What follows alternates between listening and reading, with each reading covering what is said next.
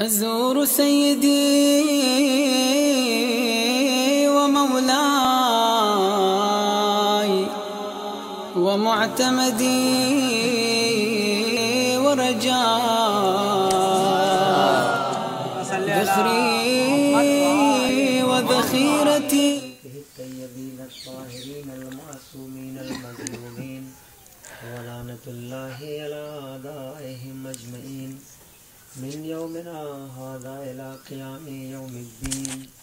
أما بعد فقد قال الله تبارك وتعالى في القرآن المجيد: بسم الله الرحمن الرحيم. يا الذين هاجروا في سبيل الله ثم قتلوا أو ماتوا ليرزقنهم الله رزقا حسنا والله لهو خير الرازقين. صلوات اللهم صل على محمد وآل محمد. عزیزان محترم، جس آیت کو میں نے عنوان کلام قرار دیا یہ قرآن کی آیت ہے اور پہلی محرم سے لے کر کے اس پر آج تک گفتگو چلی آ رہی ہے، لیکن اب دیکھ لیجئے یہ کہ کتنا میں نے کیا کیا بیان کر دیا، مگر ابھی آیت کے ذیل میں تمام چیزیں باقی ہیں۔ تو قرآن کی آیت اور رسول کی حدیث، اگر کوئی انسان یہ سوچے کہ اس کو ہم بآسانی سمجھ لیں تو یہ بڑا مشکل کام ہے۔ اور رسول کی حدیث کا جو مفہوم ہوتا ہے وہ انسانی ذہن سے کہیں بالا ہوتا ہے۔ انسان کے فکر میں یہ سب باتیں نہیں آ سکتی۔ اچھا، کرتا کیا ہے انسان؟ انسان اس کا بالکل ہو بہو ترجمہ کر کے اور لوگوں تک پہنچا دیتا ہے۔ لیکن اب آپ یہ کہیں کہ جو رسول نے فرمایا وہی بتائیے، تو اب ہم کو یہ نہیں معلوم کہ اس حدیث سے رسول کیا کیا مفہوم لیتے تھے۔ یہ بات ہے۔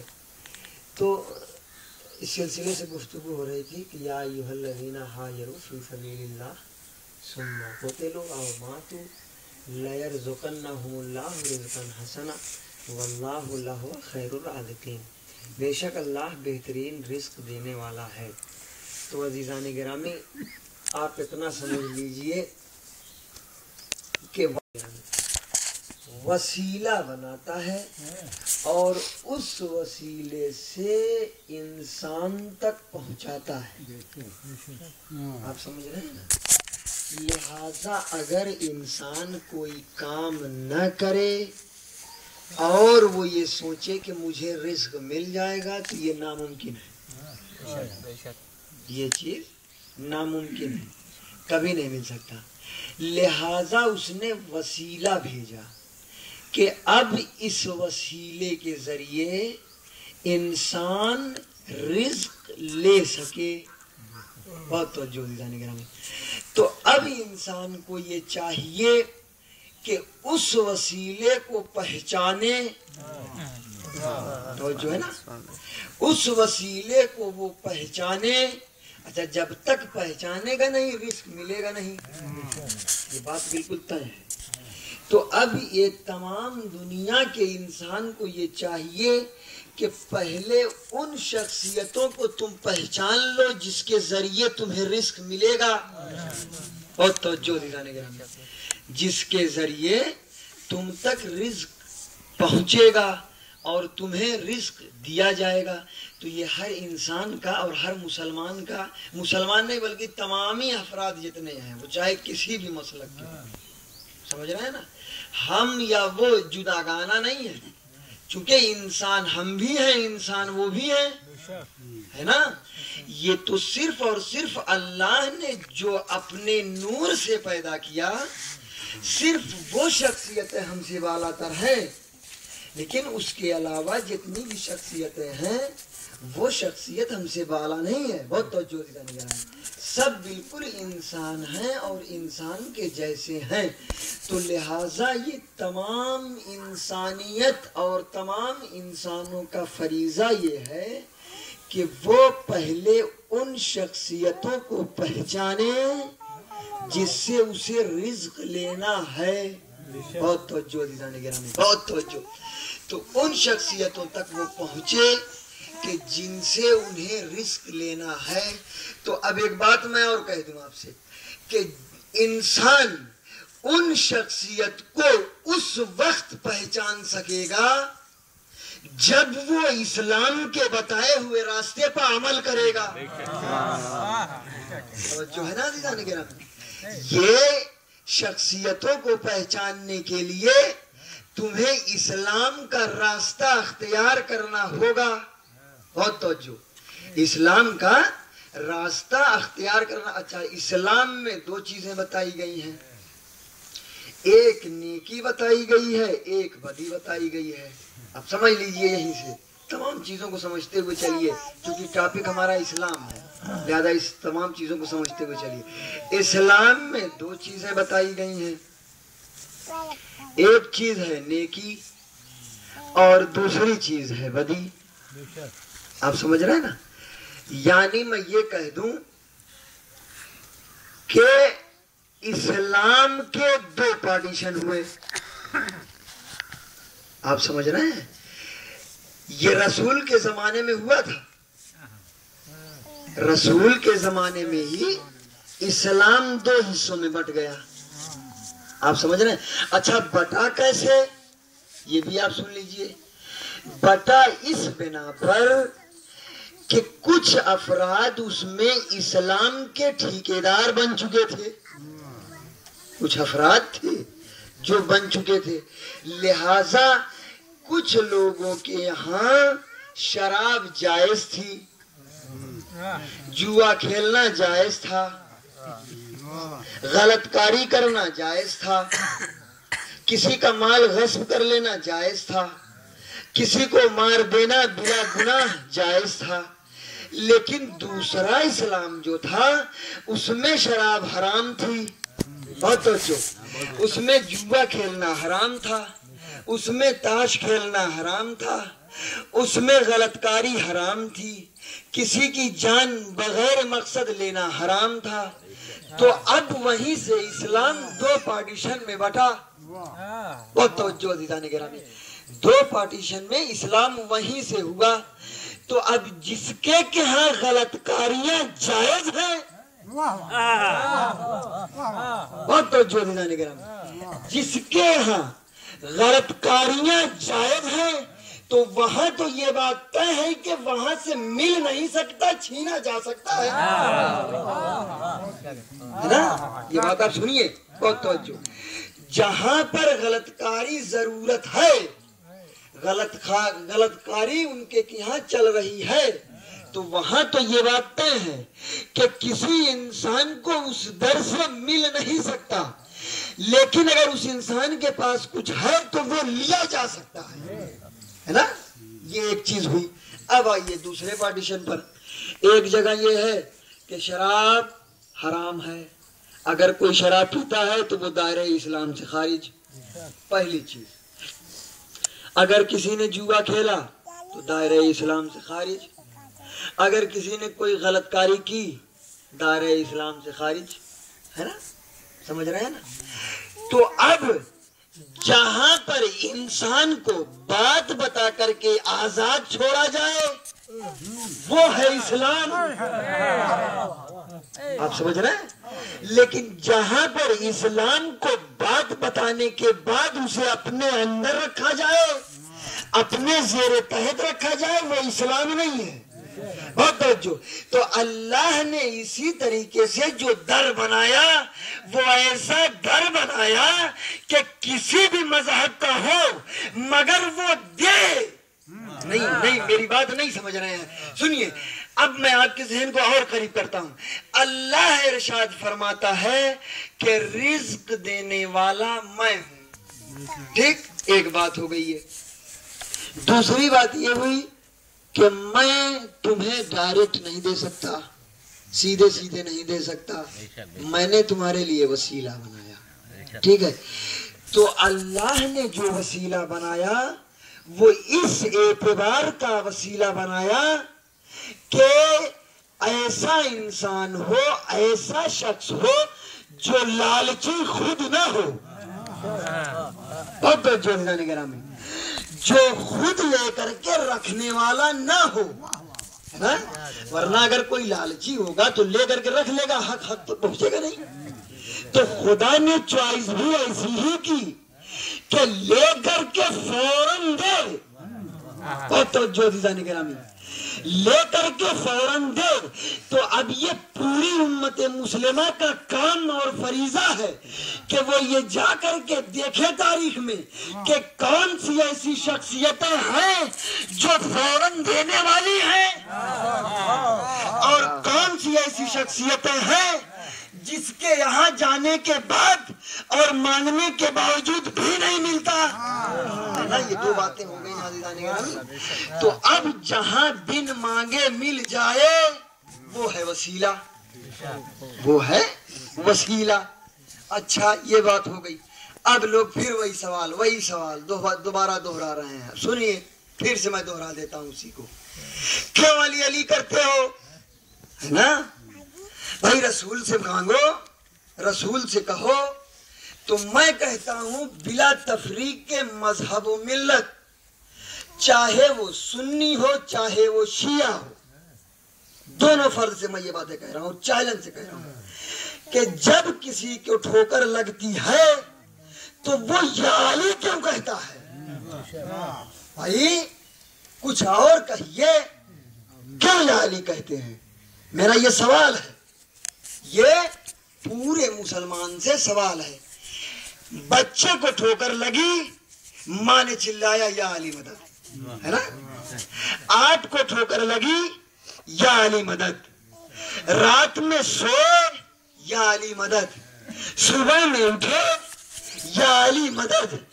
नमाज में गए, या अली मदद। ये चारों तरफ अली क्यों है? बहुत तवज्जो निगरानी। इसलिए कि न जानते हुए भी ये पूरी दुनिया जानती है कि अगर मदद के लिए कोई आएगा तो वो सिर्फ शख्सियत अली है।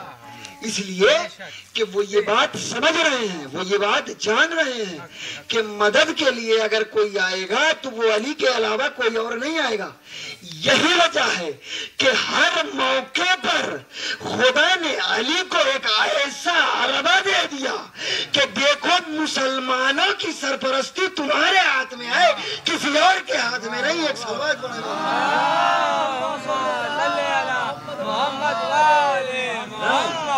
ये बात है अजीजानी के हाथ। लेकिन इंसान कासिर है, इससे नहीं समझता। अब देखिए वसीला ये बनाया अल्लाह ने। अच्छा, अब एक बात और आपको अर्ज कर दूं, एक चीज और बना दिया उसने वसीला, लेकिन पहले शख्सियतों को पहचानवाया, है ना? पहले शख्सियतों को पहचानवाया। इरशाद फरमाया रसूल ने, अगर मैं ये कहूं कि रसूल ये आपके कहने से कोई असर पड़ने वाला नहीं है, इसलिए कि दुनिया ऐसी है जो आपको काफिर कह चुकी है, जो आपको आपके रास्ते में कांटा बिछा चुकी है, जो आपके ऊपर जुल्म सितम कर चुकी है, और आपकी बातों को न मानने के लिए इसने कह दिया है कि रब रसूल की बात माननी नहीं जाएगी। क्यों? इसलिए कि ये कभी कभी अजीब अजीब हरकतें करने लगते हैं, ये कहती है दुनिया। तो अजीजान गिरामी, ये बताइए कि कभी किसी मजनून पर आपने ये बात देखी है कि जिब्रील जैसा फरिश्ता नाजिल होता हो? है? भाई पूरी कायनात में मुझे एक शख्सियत मिली जिसका नाम है रसूल, और हमेशा ये बात रसूल ने कही कि मुझे जिब्राइल ने बताया, मुझे जिब्राइल ने बताया, मुझे जिब्राइल ने बताया। भाई जिब्राइल से रसूल की मुलाकात हुई कब? ہے یہ بات ہے کہ نہیں؟ ملاقات رسول کی جبرائیل سے روز ہوتی تھی. اب دیکھیے ہم کو صرف معلوم ہے نا جو جگہیں ہیں مخصوص وہاں پر جبرائیل سے ملاقات ہوئی، لیکن دنیا یہ سمجھ لے کہ جبرائیل کی ملاقات رسول سے روز ہوتی تھی، ایک دن نہیں. یہ تو ہم جانتے ہیں کہ جبرائیل آئے تھے غدیر کے میدان میں، یہ تو ہم جانتے ہیں کہ جبرائیل آئے تھے شب ہجرت، یہ تو ہم جانتے ہیں کہ جبریل آئے تھے رسول کو معراج کی شب بتانے کے لیے، یہ تو ہم جانتے ہیں کہ جبرائیل نے بتایا تھا کہ علی پیدا ہونے والے ہیں، علی آنے والے. یہ تو مخصوص جگہیں ہیں نا جو تاریخ نے ہمیں بتایا. ورنہ آپ دیکھیے تو یہ ہے کہ جبرائیل سے رسول کی ملاقات روز ہوتی رہی، ایک دن نہیں. اور شاید یہی وجہ ہے کہ رسول یہ کہتے رہے کہ مجھے جبرائیل نے بتایا، مجھے جبرائیل نے بتایا، مجھے جبرائیل نے بتایا. تو عزیزان گرامی، اچھا اللہ یہ کہہ رہا ہے وما ینطق عن الہوا، بہت توجہ، وما ینطق عن الہوا ان ہوا الا وحی یوحا. یہ قرآن کا صریح فقرہ ہے. خدا ارشاد فرما رہا ہے قرآن میں، کہہ رہا ہے کہ وما ینطق عن الہوا ان ہوا الا وحی یوحا، یعنی رسول کلام نہیں کرتا. کلام سمجھ رہے ہیں نا؟ کلام یہ عربی لفظ ہے، جو لوگ عرب میں رہے ہیں وہ جانتے ہیں. کلام یعنی بولنا، یعنی کہنا، یعنی صحبت کرنا، یعنی گفتگو کرنا، اسے کہتے ہیں کلام. تو ارشاد خدا بندی ہے کہ رسول بولتا نہیں. اچھا تو بولتا نہیں تو پھر کیسے لوگ سمجھتے ہیں؟ یہ سن لیجئے، نہیں، رسول بولتا نہیں اس وقت تک، بہت توجہ، رسول بولتا نہیں اس وقت تک کہ جب تک خدا حکم نہ دے دے کہ رسول بولو. اب آپ سمجھ لیجئے اس رسول کا رتبہ کہ یہ رسول ایسا ہے کہ اگر اللہ نے کہا اسکت تو خاموشی، اور اگر کہا کہ بولو تو آواز. تو یعنی اب اس کا مطلب یہ سمجھے دنیا کہ اگر رسول کچھ کہیں گے تو وہ اپنی طرف سے نہیں کہیں گے. یہ بات طے ہوئی کہ نہیں ہوئی کہ اب رسول اگر کوئی چیز بتائیں آپ کو تو اس کا مطلب یہ ہوا کہ اللہ نے کہا کہ رسول بتاؤ، ہے نا؟ تو جب رسول کو آرڈر ملا اوپر سے تب رسول بولے. تو اب رسول کی صریح حدیث ہے، بالکل صریح حدیث. اور یہ پہچان لے دنیا، کیا فرمایا رسول نے؟ فرمایا ھذا حسین فارفوہ، یہ حسین ہے ان کو پہچانو. ہے نا؟ یہ بات ہوئی کہ یہ حسین ہے ان کو پہچانو. یا رسول اللہ، حسین کو کوئی نہیں جانتا تھا. بھائی حسین اس دنیا میں آئے، سب جانتے ہیں حسین ہے، یہ حسین ہے، تو پھر کیوں پہچانوانا؟ پھر یہ کیوں کہنا تاکید کے ساتھ کہ یہ حسین ہے ان کو جان لو؟ بہت توجہ، صلوات پڑھیں محمد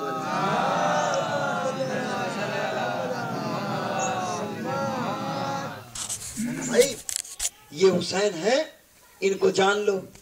تو شاید رسول کو وہ منظر یاد آیا ہو کہ غدیر میں نے اٹھا کر کے بھی، یعنی دکھا کر کے بھی بتایا، سنا کر کے بھی بتایا، دکھا کر کے بھی بتایا. لیکن یہ دنیا ایسی تھی کہ جس نے دیکھا بھی، سنا بھی، سمجھا بھی، اس کے باوجود انکار کر گئی. تو یہ شخصیت حسین کو بھی وہی پہچانوایا کہ اسے پہچانو، کربلا میں اسے بھولنا نہیں. صلوات پڑھو محمد والے. یہ وہی پہچانوایا تھا، یہ وہی حسین کو بتایا تھا. اور بتانے کا مقصد ہی یہی تھا کہ تم اس شخصیت کو پہچانو. چلو وہ تو مسئلہ ٹھیک تھا کہ علی کو بھول گئے، وہ تمہارا ہذیان تھا، یا تم جیسے بھی رہے ہو وہ تم جانے، تمہارا دل جانے، اس سے ہم سے کوئی ربط نہیں. لیکن اس شخصیت پر ظلم نہ کرنا، ہے نا؟ اس شخصیت پر ظلم نہ کرنا، اسے تم پہچانو۔ لہذا رسول نے ایک ایسے وقت میں پہچانوایا رسول نے کہ روایت کہتی ہے کہ مسجد بھری ہوئی تھی، مسجد بالکل نمازیوں سے بھری ہوئی تھی، اور روایت یہ کہتی ہے کہ امام حسین علیہ السلام کو وہاں رسول نے خطبے کو روک کر کے کہا تھا کہ ھذا حسین فعرفوہ، یہ حسین ہے، ان کو پہچانو۔ لیکن عزیزان گرامی، میں کہتا ہوں، پھر یہ بات میں کہتا ہوں کہ اگر یہ دنیا حسین کو پہچان لیتی تو سوال بیعت نہ ہوتا۔ آپ سمجھ رہے ہیں؟ اور یہ مولا عباس کوئی معمولی شخصیت کا نام نہیں ہے، عجیب انداز تھا، عجیب جذبہ تھا، عجیب ولولہ تھا، عجیب طاقت تھی۔ روایت کہتی ہے کہ مولا علی کا پورا حربہ مولا عباس میں تھا۔ آپ سمجھ رہے ہیں؟ لہذا کربلا کے میدان میں جب عباس نے ٹوٹے ہوئے نیزے سے وار کرنا شروع کیا ہے تو فوج یہ کہہ کر کے بھاگ رہی تھی کہ علی آ گئے، علی آ گئے، علی آ گئے، علی آ گئے۔ آپ سمجھ رہے ہیں نا؟ یہ مولا عباس کے اندر تھی قوت، یہ طاقت تھی۔ لیکن میں کہوں گا مولا اتنی طاقت کے باوجود بھی آپ نے کیوں نہیں ان کو قتل کیا؟ آپ کے اوپر ظلم ہوتا رہا، آپ کیوں اسے دیکھتے رہے؟ کیوں؟ کیا وجہ تھی؟ تو شاید امام جواب دیں کہ دیکھو، چونکہ مجھے اپنی مرضی سے کوئی کام نہیں کرنا تھا، چونکہ یہ ہمارے آقا کا سوال تھا اور ہمیشہ وہ مجھے روکتے گئے، عباس دیکھو تلوار نہیں اٹھانا۔ کیوں؟ اس لیے کہ حسین جانتے تھے کہ اگر عباس کی تلوار اٹھ گئی تو نقشہ بدل جائے گا، جنگ کا ماحول بدل جائے گا، جنگ کا نقشہ بدل جائے گا۔ اسی لیے امام نے ھذا صبر، ھذا صبر، یہ آواز دی عباس کو، عباس صبر کرو، عباس صبر کرو، عباس صبر کرو۔ روایت کہتی ہے کسی شاعر نے عجیب فقرہ کہہ دیا، عجیب فقرہ کہا، اس کو نظم میں پرویا ہے، بس سن لیجئے، میں زحمت تمام کرتا ہوں۔ راوی اور شاعر نے یہ لکھا کہ غیظ کہتا تھا کہ بڑھ، غیظ کہتا تھا کہ بڑھ، اور صبر کہتا تھا کہ رک۔ غیظ کہتا تھا کہ بڑھ اور صبر کہتا تھا کہ رک، درمیاں دونوں کے تنکی زندگی عباس نے، درمیاں دونوں کے تنکی زندگی عباس نے۔ یہ کس وقت کا فقرہ ہے؟ آپ سنیں گے؟ سنتے ہوں تو سن لیجیے عزیزان گرامی۔ روایت کہتی ہے کہ کربلا کے میدان میں کوئی تھا نہیں اور بچے پیاس سے تڑپ رہے تھے، مولا عباس سے دیکھا نہیں گیا۔ ایک مرتبہ آئے خدمت مولا حسین میں، آنے کے بعد دستے ادب جوڑ کر کے آواز دی، آقا اب صبر نہیں ہوتا ہے، اب مجھے اجازت دے دے۔ روایت کہتی ہے کہ حسین نے جنگ کی اجازت نہیں دی ہے، حسین نے بس اتنا کہا کہ اگر چاہتے ہو تو بچوں کے لیے سبیل کر دو، پانی دے دو، پانی لے آؤ۔ تو روایت کہتی ہے کہ عباس پانی کے لیے تو گئے لیکن پانی خیمے تک نہیں آیا۔ جب پانی خیمے تک نہیں آیا نا تو عباس نے اپنے ذوالجناح کو، اپنے گھوڑے کو نہر فرات کی طرف موڑ دیا، اس کا رخ بدل دیا اور آواز دی، یا آقا ادرکنی۔ بس اسی جگہ پر کسی نے لکھا ہے، عجیب کیفیت بتائی ہے، عجیب درد بتائی فرمایا ہے، کہتے ہیں کہ احتیاطاً سانس اپنی روک لی عباس نے، احتیاطاً جب ہواؤں میں نمی محسوس کی عباس نے، احتیاطاً سانس اپنی روک لی عباس نے۔ ارباب اعظم یہ مسئلہ اس طریقے سے نہیں ہے، یہ مسئلہ یوں ہے کہ عباس نے یہ چاہا کہ ہمارے اندر اتنی بھی نمی نہ جائے، کیوں؟ اس لیے کہ بچے پیاسے ہیں، بچے تڑپ رہے ہیں، بچے پریشان حال ہیں۔ روایت کہتی ہے کہ شاعر نے اسی شعر کو پلٹ دیا، اسی شعر کو عجیب انداز سے کہہ دیا، کہتا ہے کہ کون کہتا ہے نمی محسوس کی عباس نے، کون کہتا ہے نمی محسوس کی عباس نے، چل آتے ہی ہو جاتی تھی، آتے ہی ہو جاتی تھی اس کے قریب، کون کہتا ہے نمی محسوس کی عباس نے۔ تو عزیزان گرامی، مولا عباس کا ایک عجیب درد تھا۔ روایت کہتی ہے کہ جب حسین عباس کے قریب گئے ہیں نا تو ایک عجیب کیفیت تھی، آواز دی الان ان کسر ظہری آخی، اے بھیا تیرے مرنے سے کمر ٹوٹ گئی، اے بھیا حسین اکیلا ہو گیا۔ اجرکم اللہ سیعلم الذین ظلموا ایام انا للہ و انا الیہ راجعون ورضا بقضائہ و تسلیما لامرہ انا للہ و انا الیہ راجعون۔